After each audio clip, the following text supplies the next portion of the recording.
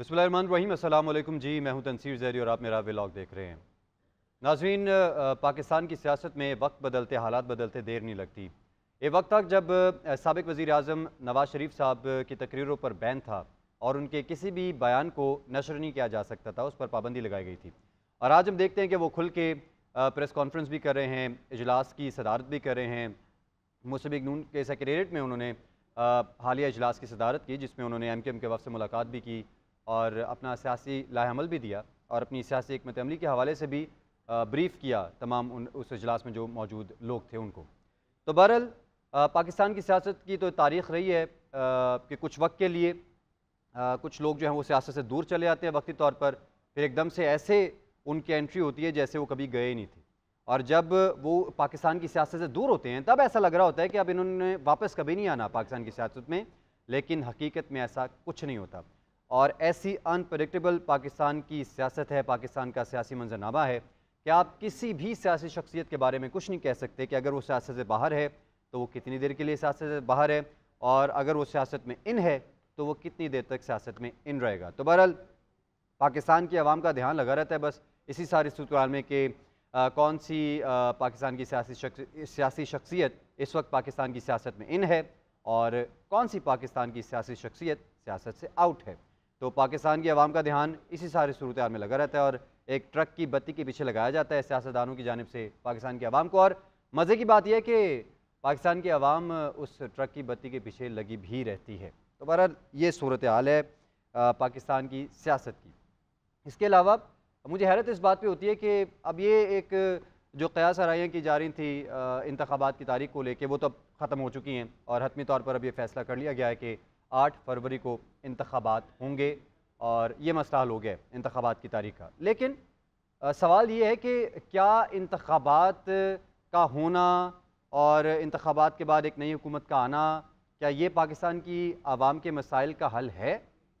जो एक नई आने वाली हुकूमत होगी उसके पास ऐसा कौन सा मंशूर होगा या ऐसी कौन सी जादू की छड़ी होगी जिससे एक गरीब आदमी के मसाइल ख़त्म हो जाएंगे। और इससे पहले माजी में जो भी ये हुकूमतें आती रही हैं, जितने भी सियासतदान ये दावा करके ऐवान इक़्तिदार में विराजमान होते रहे हैं कि हम पाकिस्तान के अवाम के मसाइल का हल करेंगे, उन्होंने पाकिस्तान के अवाम के मसाइल को बढ़ाया ही है। और उसके बाद भी पाकिस्तान की अवाम ने दोबारा जब ये इंतखाबात हुए हैं तो किसी ने बिरयानी की प्लेट के पीछे लग के जलसे में शिरकत कर दी या वोट दे दिया किसी स्पेसिफिक सियासी जमात को, तो किसी ने किसी और ज़ाती मफाद के लिए किसी सियासी जमात को वोट दे दिया या उसका साथ दे दिया। तो जब तक ये ज़हनियत पाकिस्तान के मुआशरे से ख़त्म नहीं होगी कि फ़लाना शख्स जो है वो हमारी बरादरी का है, फ़लाना शख्स जो है हमारे इलाके का है, चाहे उसकी क्रेडिबिलिटी कुछ भी ना हो, क्यों जी आपने वोट उसको क्यों देना है जी? क्योंकि वो आपकी बरादरी का है, क्योंकि वो आपके इलाके का है, क्योंकि वो आपका रिश्तेदार है, क्योंकि वो आपके दोस्त का दोस्त है, क्योंकि दोस्त ने कह दिया तो इसको वोट देना है तो अब आपने उसको वोट देना है। जब तक ये ज़हनियत पाकिस्तान के मुआशरे से ख़त्म नहीं होगी तब तक पाकिस्तान की आवाम भी ये उम्मीद करना छोड़ दे कि कोई वाकई आके उनके मसाइल हल करेगा। क्योंकि कुरान में ये बात वाज़ेह कर दी गई है कि जैसे लोग होते हैं, जिस तरह की कौम होती है, वैसे ही उस पर हुक्मरान मुसल्लत किए जाते हैं। और इस बात को अगर समझा जाए, हकीकतन समझा जाए तो दुनिया भर में, बल्कि सिर्फ पाकिस्तान ही नहीं, कोई भी मुल्क हो उसके सारे मसाइल ख़त्म हो जाएंगे। सबसे पहले आपने जहाद बिल नफ्स के ऊपर अमल करना होता है, अपने आप को ठीक करने की कोशिश करनी होती है, तभी यानी कि एक बंदा ठीक होगा तो उसके बाद करते करते करते एक सोसाइटी ठीक होगी, पूरा मुआशरा ठीक होगा और फिर ऐसा ऐसा सारे मसाइल हल होना शुरू हो जाते हैं। लेकिन मसला ये है कि दूसरों पर तनकीद करना आसान है, किसी हुक्मरान पर, किसी सियासतदान पर तनकीद करना आसान है, लेकिन अपने ही ऊपर उंगली उठाना ये एक मुश्किल काम है।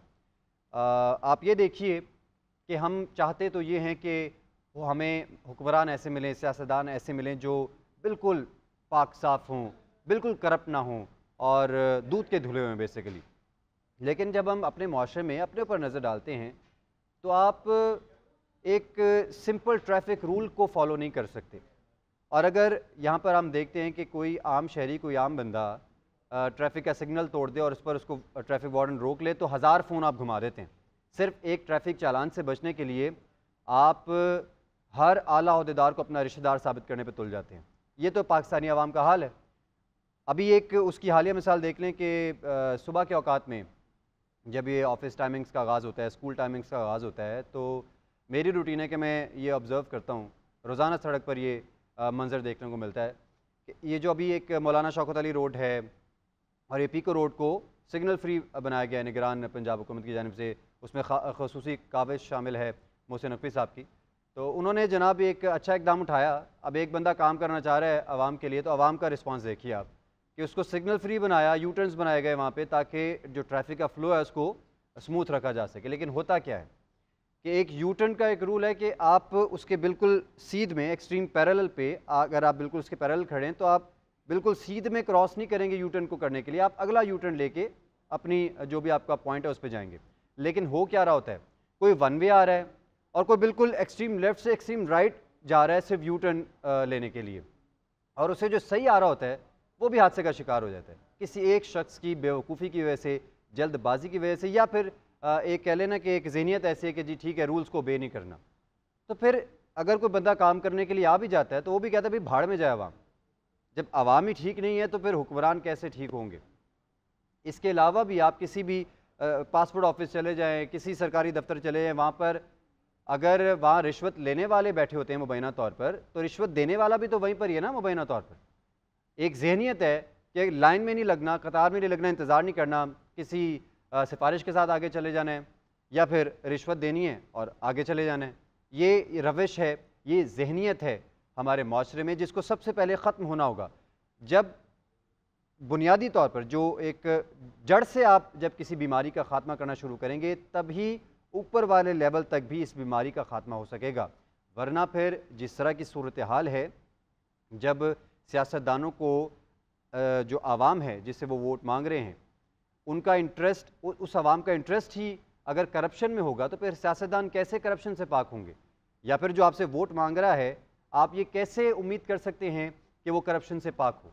तो सबसे पहले जो जहाद बिल नफ्स है, जो अपने अंदर का जहाद है, अपने आप को बुराई से रोकने की कोशिश है, उसका आगाज़ करना होगा अगर आपको हुक्मरान बिल्कुल करप्शन से पाक चाहिए, और अगर आपको ठीक हुक्मरान चाहिए जो कि वाक़ईतन आवाम के मफाद के लिए काम कर सके, तो फिर सबसे पहले आवाम को अपने मफाद के लिए आगे आना होगा, आवाम को अपने मफाद के लिए अपने आप को ही ठीक करना होगा, तभी कोई सियासी मंजरनामा भी तब्दील हो सकेगा। खैर, ये तो हमारे माशरे का एक मसला था, वो भी आपसे डिस्कस कर लिया, और ये भी डिस्कस किया कि पाकिस्तान की सियासत किस कदर अनप्रडिक्टेबल है। तो बहरहाल अभी जो बाज़ार नज़र आ रहा है, मुस्लिम लीग नून जो है वो इस वक्त उम्मीद कर रही है कि उनके लिए जो इस वक्त सियासत का मैदान है वो ख़ासा स्मूथ दिखाई दे रहा है। ये सियासी हल्कों में क़यास आराइयाँ की जा रही हैं मुस्लिम लीग नून के हवाले से कि उनके लिए सियासी मैदान इस वक्त स्मूथ है। तो बहरहाल लाहौर से ये एक ख़बर है, और ख़बर यह है कि मुस्लिम लीग नून के रहनुमा राना सनाउल्लाह ने कहा है कि हर जमात को हक़ हासिल है कि अपनी कामयाबी के लिए जद्दोजहद करे, और कोई जमात तस्लीम कर ले कि दूसरी जमात का वज़ीर आज़म होगा तो इसका मतलब शिकस्त तस्लीम करना है। तो ये उनका तमाम दूसरी सियासी जमातों को पैगाम है जो ये क़यास आराइयाँ कर रहे हैं या जो तंज़ कर रहे हैं मुस्लिम लीग नून पर कि अब उनके लिए सिर्फ लेवल प्लेइंग फील्ड है, बाकी सियासी जमातों को लेवल प्लेइंग फील्ड नहीं मिल रही। तो वो ये तंज़ कर रहे हैं दूसरी सियासी जमातों को कि अगर आप अभी से अभी से ये उम्मीद करेंगे और अभी से ये एक्सपेक्टेशन लगा लेंगे कि जो आगे आने वाला वज़ीर आज़म है वो मुस्लिम लीग नून का होगा, तो फिर इसका मतलब ये है कि इनडायरेक्टली आप अपनी सियासी शिकस्त को तस्लीम करें। ये उन्होंने तंज़ किया है राना सनाउल्लाह साहब ने। तो उन्होंने ये एक निजी टीवी चैनल के प्रोग्राम में गुफ्तगू करते हुए बात कही थी कि हमें उम्मीद है कि हम अक्सरियत हासिल कर लेंगे। राना सनाउल्लाह साहब ने कहा, हमें अंदाज़ा है कि पीपल्स पार्टी सियासी जमात है, इस तरह की नहीं कि मैं किसी को नहीं छोड़ूंगा। एक और तंज़ उन्होंने किया है, और आप बहुत अच्छे तरीके से जानते हैं कि ये तंज़ उन्होंने किस पर किया है। तो बहरहाल राना सनाउल्लाह साहब ने तो दीगर सियासी जमातों को जो मुस्लिम लीग नून के ख़िलाफ़ बातें कर रही हैं और जो मुस्लिम लीग नून पर तंज़ कर रही हैं, उनको उन्होंने तंज़िया ही लैंग्वेज में जवाब दे दिया है। दूसरी तरफ मेयर कराची मुर्तज़ा वहाब ने कहा है कि तारीख़ में पहली बार होगा कि MQM सिंध में इलेक्शन लड़ने के लिए इत्तेहाद करने जा रही है, और ये बात उन्होंने इस तनाजुर में कही है जो मुस्लिम लीग नून ने सिंध में MQM से हाथ मिलाया। इसी तरह नून लीग ने भी माजी में सिंध में इलेक्शन लड़ने के लिए कभी इत्तेहाद नहीं किया, इसलिए इन दोनों जमातों का इत्तेहाद इस बात का एतराफ़ है कि वो तनहा पीपल्स पार्टी का मुकाबला नहीं कर सकती। ये मुर्तज़ा वहाब साहब ने कहा है। इस तनाजुर में कि जो मुस्लिम लीग नून और MQM सिंध में इत्तेहाद कर रही हैं। और ये बात उन्होंने जियो न्यूज़ के प्रोग्राम आज शाहजेब खानज़ादा के साथ में बात करते हुए की और उन्होंने कहा कि कराची में MQM की ताकत ख़त्म हो गई है, सिंध में इलेक्शन लड़ने के लिए उन्हें इत्तेहाद करने की ज़रूरत पेश आ गई है। यानी उन्होंने कहा कि सिंध में इलेक्शन लड़ने के लिए इन्हें इत्तेहाद करने की ज़रूरत पेश आ गई है। तो अब वो भी तंज कर रहे हैं, मुस्तफ़ा साहब भी, और टफ़ टाइम उन्होंने भी ज़ाहिर देना है और उन्होंने अपनी सियासी पोजीशन को मेंटेन भी रखना है, क्योंकि अब मुस्लिम लीग नून इस हवाले से मुतहरिक दिखाई दे रही है और सिंध में भी उन्होंने पीपल्स पार्टी को टफ़ टाइम देने का जो है वो फ़ैसला कर लिया। और इस बात का फ़ैसला बहुत देर पहले भी कर लिया गया था कि जो सिंध में पीपल्स पार्टी की जो मुखालिफ जमातें हैं उनके साथ इल्हाक करके या इत्तेहाद करके, बेसिकली इल्हाक तो नहीं, इत्तेहाद करके पीपल्स पार्टी को टफ़ टाइम दिया जाएगा। उन्होंने कहा, मुस्तफ़ा साहब ने कहा कि नून लीग और MQM अपने साथ दूसरों को भी मिला दें, तब भी सिंध की 130 नशिस्तों के लिए उनके पास उम्मीदवार नहीं होंगे। उन्होंने मज़ीद कहा कि मौजूदा हालात में हमें सिंध में किसी इत्तेहादी की ज़रूरत नहीं, कराची में सबसे मजबूत पार्टी पीपल्स पार्टी है, अभी तक कराची में किसी से इत्तेहाद का फ़ैसला नहीं हुआ। ये तो हो गया मुर्तज़ा साहब का बयान। दूसरी तरफ साबिक़ सदर आसिफ अली ज़रदारी और शरीक चेयरमैन पीपल्स पार्टी हैं, उन्होंने ये भी कहा है कि आए बिस्मिल्लाह करें जी, जिन्होंने सिंध में इलेक्शन लड़ना है जिस भी जमात ने, तो उन्होंने ये कहा है कि हमारे लिए तो ये अच्छी बात है कि एक तगड़ा कोई अपोजिशन जमात मिले, कोई तगड़ा मुकाबला करने वाली सियासी जमात मिले, तो ये हमारे लिए अच्छा है। ये साबिक़ सदर आसिफ अली ज़रदारी साहब ने कहा है। और इस बात का ख्याल रहे कि आइंदा आम इंतखाबात के लिए मुत्तहिदा कौमी मूवमेंट यानी MQM पाकिस्तान की जानिब से पहले ग्रैंड डेमोक्रेटिक अलायंस GDA के साथ इत्तेहाद की खबरें सामने आई थीं और अब नून लीग के साथ आम इंतखाबात के लिए इत्तेहाद की खबरें हैं। MQM वफ़द ने रायविंड में नून लीग के कायद से मुलाकात की, जहां दोनों जमातों के दरमियान इलेक्शन इत्तेहाद का फ़ैसला किया गया। तो ये जनाब सिंध की सियासत में जो गहमा गहमी चल रही है और पंजाब में जिस तरह नून लीग मुतहरिक है और अब वो सिंध में भी मुतहरिक होना चाह रही है, तो ये इस हवाले से एक अहम डेवलपमेंट है। इसके अलावा मुस्लिम लीग नून के कायद नवाज शरीफ ने कहा है कि शहबाज शरीफ को उस वक्त जिम्मेदारी मिली जब मुल्क अमलन दिवालिया हो चुका था। अब नवाज शरीफ साहब ने अपने छोटे भाई शहबाज शरीफ साहब के दिफा में ये स्टेटमेंट दिया है, जबकि महंगाई किसके दौर में हुई, बिजली महंगी किसने की, सबसे ज़्यादा कर्ज किसके दौर में लिया गया, ये सब हमने तो नहीं किया। तो बहरहाल उन्होंने ये सवालात भी उठा दिया और उन्होंने ये जो 16 माह की शहबाज शरीफ साहब जिस 16 माह में वज़ीर आज़म थे उन 16 माह को डिफेंड भी किया है। इसके अलावा ये ख़बर भी है कि जिस तरह मैंने अपने इब्तदाई में कहा कि अब 8 फरवरी को इंतखाबात के लिए तैयार हैं, तमाम ज़रूरी तैयारी कर ली गई है। चीफ़ इलेक्शन कमीशनर की जानिब से ये स्टेटमेंट दिया गया है। तो इंतखाबात तो अब 8 फरवरी को ही होने जा रहे हैं, ये मौमा तो हल हो चुका है, लेकिन सवाल अब यह है कि इंतखाबात के बाद जो है वो जो पाकिस्तान का मुआशी बहरान है वो किस हद तक कम होगा, क्योंकि इस वक्त सिर्फ पाकिस्तान की मईशत जो है वो है मेन मसला पाकिस्तान का, जिसको फौरी तौर पर ठीक करने की ज़रूरत है। और जैसा मैंने आपसे कहा कि अभी साबिक़ सदर आसिफ अली ज़रदारी की भी जो स्टेटमेंट है वो सामने आई थी और उसी स्टेटमेंट का एक हिस्सा ये भी है कि आसिफ अली ज़रदारी साहब ने कहा कि हमने इमरान खान को इसलिए नहीं हटाया था कि हमें हुकूमत चाहिए थी, बल्कि हमें पाकिस्तान की तरक्की चाहिए थी। PDM हुकूमत में दोस्तों ने मेरी बात ना मानकर पाकिस्तान का नुकसान किया। तो आसिफ अली ज़रदारी साहब ने ये शिकवा भी कर दिया है PDM में शामिल जमातों से और उन्होंने कहा है कि जी बात नहीं मानेगी जिसकी वजह से पाकिस्तान का नुकसान हुआ। ये आसिफ अली ज़रदारी साहब का स्टेटमेंट है और ये सब उन्होंने कहा गोटकी के इलाके खानगढ़ में जलसे से खिताब के दौरान। आसिफ अली ज़रदारी साहब ने कहा कि मैं 8 साल से इन्हें देख रहा था, इनसे कुछ नहीं हो रहा था, इनको नाकाम करना आता है, नाकाम करवाना आता है। दोस्त समझते थे कि हम अपने मफाद की बात कर रहे हैं, लेकिन हम मुल्क के मफाद की बात कर रहे थे। तो ज़रदारी साहब भी तंज वाला जो एक ट्रेंड चल रहा है उसमें वो भी आगे आ गए हैं। आसिफ अली ज़रदारी साहब का कहना था कि मजबूर हूँ कि मैं बाहर नहीं जा सकता, कल अपने वर्कर्स की आँखों में आग डालकर क्या कहूँगा। तो बहरहाल ये स्टेटमेंट एक तरफ है कि चलें आप परमानेंटली बाहर नहीं गए मुल्क से, लेकिन आपके गैर मुल्की दौरे तो चलते ही रहे हैं। सिंध में पीपल्स पार्टी के ख़िलाफ़ इलेक्शन लड़ने के लिए आने वालों को खुशामदीद कहता हूँ, ज़रदारी साहब ने कहा है। पाकिस्तान को पाकिस्तान को सिंध ने बनाया था, उन्होंने स्टेटमेंट दिया है, और सिंध ही बचाएगा।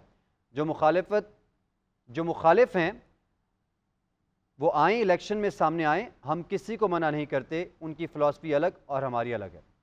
जिस तरह मैंने कहा कि उन्होंने वेलकम किया है कि मुखालिफिन आए मैदान में, और आसिफ अली ज़रदारी साहब ये कहते हैं कि हम जो एक तगड़ा मुकाबला है उसको वेलकम करते हैं। तो बहरहाल ये सारी सूरत हाल है। सिंध में मुस्लिम लीग नून और MQM ने इत्तेहाद कर लिया है, और अब देखते हैं ये इत्तेहाद, इसका रिज़ल्ट क्या होगा आगे आने वाले दिनों में। तो ये है जनाब पाकिस्तान का सियासी और मुआशी मंजरनामा, और इस सारी सूरत हाल में सियासी जमातें जो हैं वो अपने अपने मफाद के लिए काम कर रही हैं, और जो एक गरीब आदमी है उसका जो मफाद है वो गैस लाइट होता दिखाई दे रहा है। मतलब कि उसके मफाद के लिए कोई बात नहीं की जा रही। ये ज़रूर अनाउंस कर दिया जाता है कि गैस महंगी हो गई, या बिजली महंगी हो गई, या पेट्रोल महंगा हो गया, या फ़लानी चीज़ महंगी हो गई, मजबूरी है इसलिए महंगी करनी पड़ेगी, लेकिन उसके जो रिज़ल्ट्स हैं, जो गरीब आदमी एक दिन भी बर्दाश्त नहीं कर सकता, उस पर कोई बात नहीं करता, उस पर कोई हुक्मरान बात करने के लिए तैयार नहीं। इनको अपने जो है वो क्या कहते हैं कि सियासी इत्तेहाद या सियासी इख्तलाफ, इन सारी सूरत हाल के ऊपर तो बातचीत होती रहती है, लेकिन जो बुनियादी मसला है पाकिस्तान का, महंगाई का, एक गरीब आदमी का, उस पर हकीकी मानों में कोई बात करने के लिए तैयार नहीं है। और वहीं दूसरी तरफ एक आम आदमी जो पाकिस्तान के अवाम हैं, उनकी ज़िम्मेदारी भी है कि अपने किरदार पर भी गौर करें और अपना किरदार भी अदा करें पाकिस्तान के मुआशरे को बेहतर करने के लिए। इसके साथ ही मुझे इजाज़त दीजिए, अल्लाह ने के बाद।